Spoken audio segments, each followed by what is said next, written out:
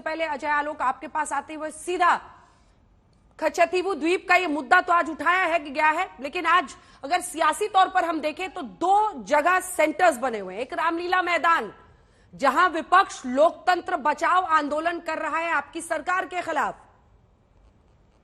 कल्पना सोरेन मंच पर होंगी। जितने जेलशुदा इस वक्त नेता हैं उनकी पत्नियां होंगी। बताया जा रहा है कि संजय सिंह की पत्नी भी वहां पर, अनीता सिंह आ रही है, कल्पना सोरेन आ रही हैं वहां पर, सुनीता केजरीवाल आ रही हैं, और एक सियासी संदेश दिया जाएगा कि आप विपक्षी नेताओं को जेल में डाल रहे हैं चुनाव के वक्त पर। अंजना जी, अद्भुत संयोग है। प्रभु श्री राम की माया आज अपरंपार है।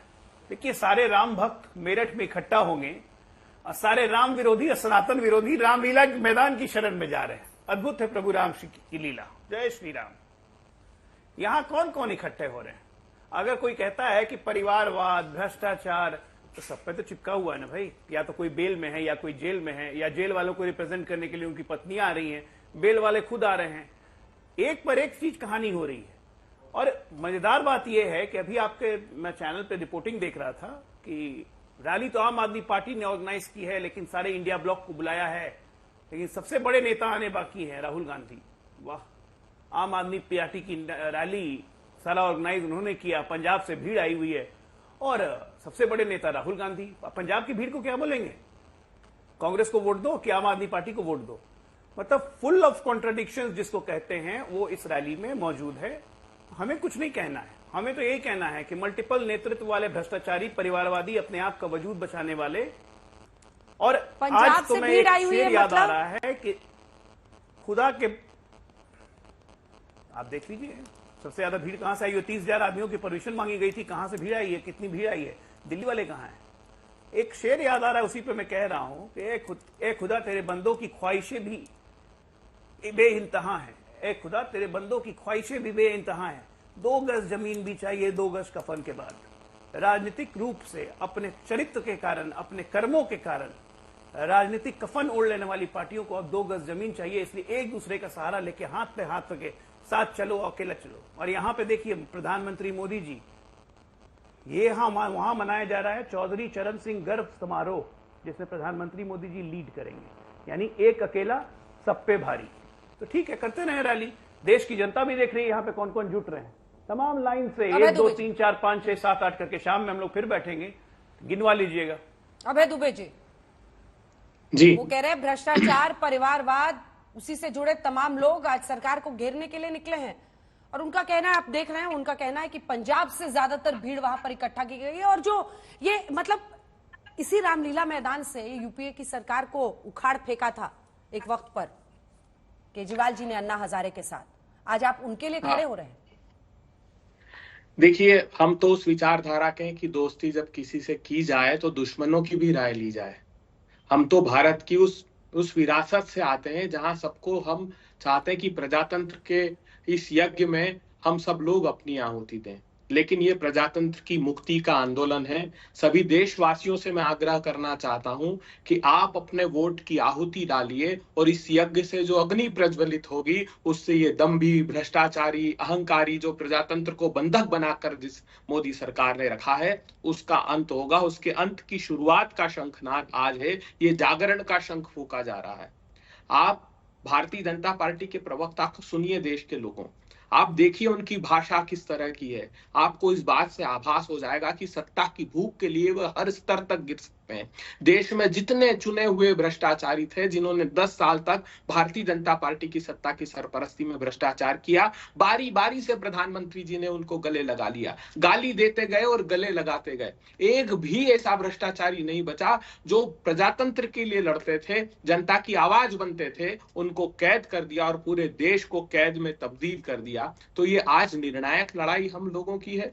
देश जानना चाहता है प्रधानमंत्री जी कि आप बेल्लारी के रेड्डी बंधु 35 हजार करोड़ रुपए के भ्रष्टाचार के आरोपी को गले लगा लेते हैं।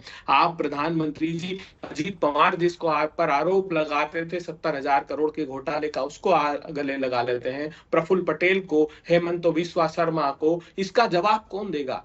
देश आपसे जवाब चाहता है कि 8,000 करोड़ रुपए के इलेक्टोरल बॉन्ड की लूट जो देश के सामने पर्दाफाश हुआ है उस पर पर्दा डालने के लिए प्रतिपक्षी नेताओं को जेल में डालकर उनको भ्रष्टाचार के आरोप लगाना चाहते हैं प्रधानमंत्री जी। कोई प्रमाण नहीं है। 25,000 पन्ने आपने न्यायालय में सबमिट किए, जिसमें आप सिर्फ अप्रूवर के बयान के आधार पर यह तय करना चाहते हैं कि उन्होंने भ्रष्टाचार किया। हेमंत सोरेन के नाम जमीन का 1 इंच टुकड़ा नहीं है। आपने 1.5 साल से एक आरोपी को जेल में डाल रखा है और उसके बयान के आधार पर आपने हेमंत सोरेन को फंसाने की कोशिश की। ये सत्ता की भूख है। महाराष्ट्र हो, बिहार हो, दिल्ली हो, पंजाब हो, हर जगह आप भारतीय जनता पार्टी के प्रवक्ता को देखिए, क्या कहने का आशय है उनका कि पंजाब से लोग आए। अरे पंजाब भारत का हिस्सा नहीं है क्या? पंजाब को आप, जो भारतीय जनता पार्टी के नेता एक पुलिस अधिकारी को बंगाल में खलिस्तानी बताते हैं सिर्फ इसलिए कि उसने अपने सर पर पगड़ी पहनी है। ये जो पगड़ी सिख समाज के सर पर है, ये भारत का मस्तक का प्रतीक है। ये ऊंचे और गौरवशाली इतिहास और उनकी परंपरा को प्रतिबिंबित करते हैं। आप उनसे प्रतिशोध लेना चाहते, क्यों? क्योंकि पंजाब में आपकी सरकार नहीं बनी, पंजाब में आपका अस्तित्व का नाश हो गया, तो दक्षिण भारत ने भी आपको अस्वीकार कर दिया। तो क्या आप दक्षिण भारत के लोगों के खिलाफ भी ये बयानबाजी प्रारंभ करेंगे? मुझे दुख है इस बात का। विभिन्न भाषा, भूषा, भेषज, धर्म, संस्कृति, संस्कारों का यह देश है। हम सब साथ मिलकर ये लड़ाई लड़ेंगे और ये निर्णायक लड़ाई होगी। बात रही मेरठ की, तो आखिरी बात कहना चाहता हूं।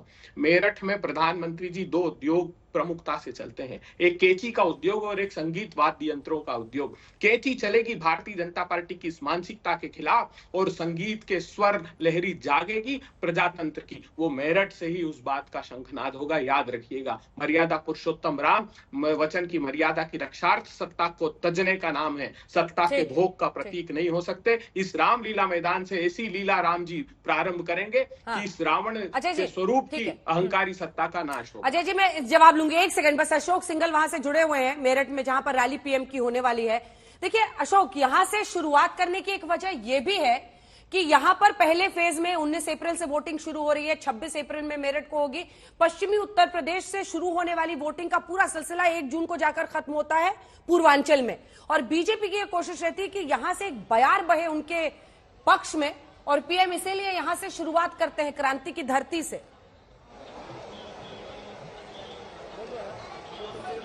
बिल्कुल अंजना, इसमें कोई दो राय नहीं। अगर 2014 देखे, 2019 देखे, यही से, इसी ग्राउंड से प्रधानमंत्री ने अपने चुनावी कैंपेन की शुरुआत की थी और एक मैसेज देने की कोशिश रहती है कि जाट लैंड को एक मैसेज दिया जाए। लेकिन 2014 के मुकाबले 2019 में पश्चिम यूपी में उतना बेहतर परफॉर्मेंस नहीं कर पाई जितना 2014 में किया था। 2019 में 7 सीटें जीती थी, 7 हार गई थी बीजेपी, 14 सीटें थी पहली बार।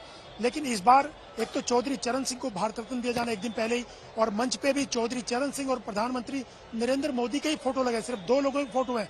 और इस पूरे रैली को चौधरी चरण सिंह गौरव समारोह नाम रखा गया है। और इसके साथ साथ बीजेपी की कोशिश सिर्फ पश्चिम यूपी ही नहीं बल्कि पूरे यूपी में एक मैसेज देने की कोशिश है। राम मंदिर का बनाना, उसके बाद मेरठ से रामायण सीरियल के अरुण गोविल राम को यहां से चुनाव मैदान में उतारना, ताकि एक जाटलैंड में जयंत चौधरी का एनडीए में शामिल होना। तो तमाम इक्वेशंस को देखते हुए, समीकरण को देखते हुए बीजेपी की कोशिश ये है सिर्फ जाटलैंड यानी पश्चिमी यूपी ही नहीं, पूरे यूपी को साधा जाए इस पूरे समीकरण को देखते हुए। इसीलिए क्योंकि जो राम मंदिर का पूरा माहौल है, राम मंदिर वहां बनाया गया, और इसके अलावा राम को मेरठ से उतारना और जाटलैंड में जयंत चौधरी का इनके साथ शामिल होना, गठबंधन करना, तो तमाम फैक्टर्स को देखते हुए बीजेपी की कोशिश ये कि इस बार 2019 से बेहतर परफॉर्मेंस 2024 में की जाए। तो इसीलिए आज फिर प्रधानमंत्री यहीं से अपनी चुनावी कैंपेन का शंखनाद करेंगे। 3 बजे के करीब रैली होगी अंजना, और पार्टी की कोशिश ये कि 370 और 400 का जो उनका टारगेट है उसको यहीं से अचीव किया जाए। अंजना, बिल्कुल। अब आप अजय आलोक जी उनकी बातों का जवाब दे सकते हैं, क्योंकि अगर वो 400 पार और बीजेपी 370, तो ये 80 बहुत बड़ी रहेंगी। लेकिन देखिए ना, पिछली बार जाटलैंड का ही हम आपको ब्रेकअप दिखा रहे हैं, 7 बीजेपी की आई थी 14 में से, लेकिन एसपी और बीएसपी के गठबंधन की वजह से 7 सीटें आपसे छिटक गई थी, 4 बीएसपी के खाते में और 3 एसपी के। बड़ा चैलेंज रहेगा, कांग्रेस और एसपी का गठबंधन हुआ है वहां।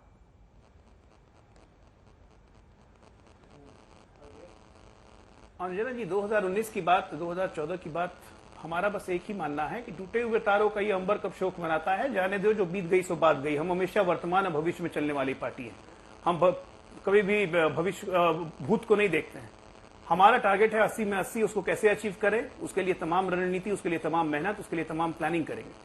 अभी अभय भाई बड़ा अजीब अजीब बात बोल रहे थे, मुझे लगता है पूरा संतुलन हिल गया है पूरी कांग्रेस पार्टी का, प्रवक्ताओं का।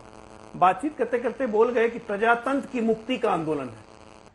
प्रजातंत्र की मुक्ति का आंदोलन विपक्ष कर रहा है।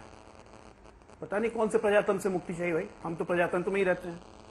दूसरा उन्होंने बोला, जो आपके दर्शक ने भी सुना होगा, कि हम दोस्ती भी दुश्मनों की राय से करते हैं। अद्भुत। दोस्ती अगर दुश्मनों की राय से करने लगे तब तो आप महान हैं, तब तो आप इस देश को चलाने लायक नहीं है। तीसरा उन्होंने कहा कि पंजाब के सिखों से प्रतिशोध ले रहे हैं। अरे प्रभु, पंजाब के सिखों से तो प्रतिशोध आपने लिया था, आज तक आपके माथे पे कलंक नहीं उतरा है। ऑपरेशन ब्लू स्टार भूल गया, उसके बाद दिल्ली के सिख दंगों को भूल गए आप, और उसके लिए माफी मांगनी आपने 30 साल बाद जाके कि हमसे गलती हुई थी। मनमोहन सिंह जी ने 2009 में। पंजाब के सिखों की आप बात करेंगे, आप कहते हैं कि हमारा अस्तित्व नहीं है। अरे हम पंजाब में तो हार ही रहे थे, हम पंजाब में तो थे नहीं, हम मजबूत कर रहे हैं अपनी जड़ें जमाने की। आपको तो वाइप ऑफ कर दिया, साफ कर दिया पंजाब से, और उसी पंजाब से साफ करने वाली पार्टी को दिल्ली से साफ करने वाली पार्टी के साथ आप गठबंधन करके बैठे हुए हैं। गधर। जानते कि नहीं, आपको केजरीवाल को देख के एक चीज याद आती है। केजरीवाल जी को भी आजकल अपने भाषणों में प्रभु कृष्ण की बहुत याद आती है। कुरुक्षेत्र में उन्होंने कहा था प्रभु कृष्ण हमारे साथ है। गजब। द्वापर युग में कृष्ण पैदा हुए थे कंस को मारने के लिए। 2014 में कलयुग में केजरीवाल पैदा हुए कांग्रेस का भ्रष्टाचार खत्म करने के लिए। कृष्ण भगवान भी ना ऊपर से देख के केजरीवाल को और आपको कंफ्यूजी आ गए हैं कि भैया ये कौन सा पैदा हुआ मेरे नाम का लेके, कि जिसको खत्म करने के लिए पैदा हुआ था उसी की गोद में बैठ के आज डफली बजा रहा है। अद्भुत हैं आप लोग भाई। अपना चरित्र का वर्णन कीजिए जाके जी अंजना जी और मंच पर। अभय जी। अंजना जी, एक तो अजय आलोक जी की आवाज बिल्कुल भी मुझे सुनाई नहीं दे रही, बहुत ही कम वॉल्यूम है। मैं वैसे वो स्पष्ट समझ से बात करते भी नहीं, लेकिन मैं नहीं समझ पाया आज। लेकिन जो प्रमुख प्रश्न देश के सामने है, मैं उस पर बात करना चाहता हूं। देखिए, आज देश के सामने सवाल क्या है कि क्या लेवल प्लेइंग फील्ड प्रधानमंत्री जी बने रहने देना चाहते? नहीं, क्योंकि उन्हें इस बात का आभास हो गया है कि अब देश उनको बहुमत नहीं देने वाला है। सारी देश की और अंतर्राष्ट्रीय संस्थाएं ये कह रही है, जैसे इंटरनेशनल लेबर ऑर्गेनाइजेशन की रिपोर्ट ने खुलासा किया कि 83% युवाओं के पास हिंदुस्तान में काम नहीं है। 95% यूथ ऐसे हैं हिंदुस्तान के जो कि कंट्रीब्यूट करते हैं टोटल पॉपुलेशन का 27%, जो ना तो एजुकेशन में है, ना एम्प्लॉयमेंट में है, ना किसी ट्रेनिंग में है। अभी एक रिपोर्ट आई है, इनइक्वालिटी रिपोर्ट, वो बताती है कि देश के 1% लोगों के पास 40% संसाधन और 22% पैसा चला गया। तो ये जिस तरह का हिंदुस्तान बनाना चाहते हैं, सिर्फ मुट्ठी भर धन्ना से ठोका। आज चौधरी चरण सिंह जी की तस्वीर लगी हुई देखकर प्रधानमंत्री जी जब मेरठ में रैली करेंगे तो क्या इस बात का जवाब दे पाएंगे कि चौधरी चरण सिंह के स्वप्न का जो भारत था, जो किसान आधारित क्रांति का प्रतीक था, उसमें किसानों को जीप से कुचलकर रोंदकर मार डाला गया और देश के गृह मंत्री के बच्चे पर उसका आरोप है? क्या ये जवाब दे पाएंगे कि किसान अगर अपनी गुहार लगाकर दिल्ली के दरवाजे पर आते हैं तो पीछे से सिर में उनके गोलियां मार दी जाए, कील और कांटे बिछा दिए जाए? 27 रुपए आमदनी प्रधानमंत्री जी आपने किसानों की कर दी और आपका धन्ना सेठ 12 लाख करोड़ रुपए की नेटवर्थ कमाता है। तब ये देश सवाल करेगा कि क्रूर काले कानून 3 लेकर आए तो वो क्या सही श्रद्धांजलि है? जिन मुद्दों को आप उठा रहे हैं उसका कैसा असर रामलीला मैदान में दिख रहा है? मौसमी बताइए। जी बिल्कुल, देखिए अंजना, धीरे धीरे नेताओं के आने का सिलसिला शुरू हो गया और मंच पर आपको दिखाते हैं कि किस तरह के सियासी समीकरण उत्तर से लेके दक्षिण और पूरब से लेके पश्चिम तक एक ही मंच पर नजर आ रहा है। पीछे महबूबा मुफ्ती की तस्वीर। अभी ये क्लियर नहीं है इंडिया ब्लॉक में उनको सीट शेयरिंग में कोई सीट मिल भी पाएगी कि नहीं जम्मू कश्मीर में। फिर भी महबूबा मुफ्ती मंच पर पहुंची हुई है। डी राजा राउंड लगा रहे हैं, पूरा जायजा ले रहे हैं स्टेज पे, कभी दाएं कभी लेफ्ट कभी राइट होते हुए नजर आ रहे हैं सीपीआई के नेता। और उधर दिखाइए अजय जी बाकी नेता जो हैं। डी राजा आपको नजर आ रहे हैं, पीछे उनके आपको बृंदा कारात सीपीएम की बैठी हुई नजर आ रही हैं, पीछे बृंदा कारात भी बैठी हुई हैं। ठीक है, जैसे जैसे नेता आते हैं आप तस्वीरें दिखाते रहिएगा।